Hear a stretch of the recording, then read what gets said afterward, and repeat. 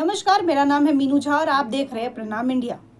वसीम बरेलवी का एक शेर है, वो लिखते हैं कि जहां रहेगा वहीं रोशनी लुटाएगा, किसी चिराग का अपना मकान नहीं होता। चिराग पासवान का भी अपना कोई मकाम नहीं है, जो भी है वो बीजेपी के साथ भरी सीमित है। 5 सांसद से लेकर केंद्र में मंत्री पद तक चिराग का सहारा तो सिर्फ बीजेपी ही है, और तभी तो चिराग पासवान खुद को नरेंद्र मोदी का हनुमान भी कहते हैं। लेकिन अब बिहार में चिराग पासवान बिहार फर्स्ट, बिहारी फर्स्ट की बात कर रहे हैं, और ऐसा करके वो बिहार चुनाव में एनडीए की वो कड़ी बनते जा रहे हैं, जिसके जरिए नीतीश कुमार पर अंकुश लगाया जा सकता है। और इस खेल की असल खिलाड़ी भी बीजेपी ही है, जिसका हर एक नेता बिहार में बीजेपी की ही सरकार चाहता है। यूं तो बीजेपी का हर छोटा बड़ा नेता कह रहा है कि बिहार का चुनाव नीतीश कुमार के चेहरे पर ही लड़ा जाएगा और वही बिहार के अगले मुख्यमंत्री होंगे। लेकिन चिराग पासवान के हालिया बयान ने बिहार की सियासत में कुछ इस कदर उलट पलट कर दिया है, जिससे बीजेपी नेताओं की बात पर एतबार नहीं हो रहा है। और इसकी वजह भी साफ है। अभी चिराग पासवान ने कहा है कि बिहार में विधानसभा का चुनाव लड़ने जा रहे हैं और बिहार की 243 सीटों पर एनडीए के लिए चिराग पासवान चुनाव लड़ेंगे।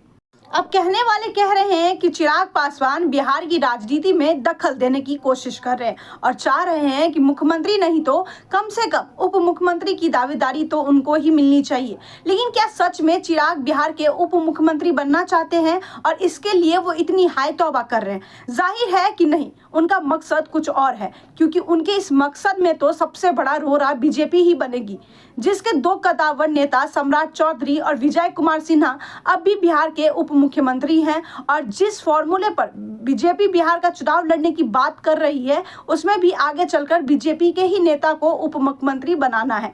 तो फिर चिराग पासवान क्या करना चाहते हैं? जवाब बेहद सीधा है, और जवाब है बीजेपी की मदद, ताकि अभी तक उप मुख्यमंत्री कुर्सी से काम चलाने वाली बीजेपी के पास इतनी सीटें आ जाएं कि वो मुख्यमंत्री की दावेदारी कर सके।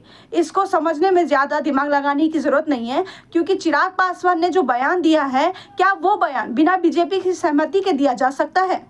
नहीं, क्योंकि चिराग पासवान सिर्फ एक पार्टी के मुखिया भर नहीं है, बल्कि वो केंद्र सरकार के साझीदार भी हैं, जिसमें उन्हें मंत्री पद भी मिला है। तो उनका हर एक बयान केंद्र सरकार के बयान से इत्तेफाक रखता हुआ ही मिलेगा। ऐसे में उनके हालिया बयान को उससे अलग नहीं किया जा सकता है। रही बात कि चिराग के इस कदम से बीजेपी को क्या फायदा होगा, तो इसके लिए 5 साल पीछे चले जाइए। तब चिराग पासवान ने बगावत की थी, और उस बगावत में नीतीश कुमार का इतना नुकसान किया था कि उनकी जेडीयू बिहार में 30 नंबर की पार्टी बन गई थी। वो तो तेजस्वी यादव अपने विधायकों के साथ चाचा का इंतजार कर रहे थे, जिसकी वजह से मन मारकर बीजेपी को नीतीश को ही सीएम बनाना पड़ा, वरना बगावती तेवर तो बीजेपी के विधायकों ने भी अपना लिया था। लेकिन मजबूरी में मन मारना पड़ा। 5 साल पुरानी वो मजबूरी फिर से ना आए, बीजेपी इसकी हर मुमकिन कोशिश कर रही है, और इसके लिए सबसे जरूरी है नीतीश कुमार के कद को छोटा करना, जिसके लिए चिराग पासवान सबसे मुफीद है।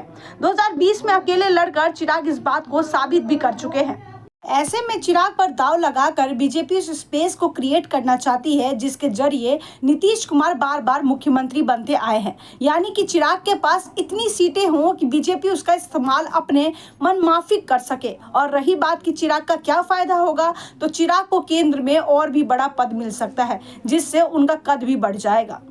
बाकी कद बढ़ाने वाली ही बात है कि चिराग पासवान बिहार की किसी सामान्य सीट से चुनाव लड़कर खुद को पैन बिहार का नेता स्थापित करने की कोशिश में जुटे हैं, ताकि भविष्य और बेहतर हो और लोजपा का वो सपना पूरा हो सके, जिसे रामविलास पासवान ने साल 2005 में ही देख लिया था।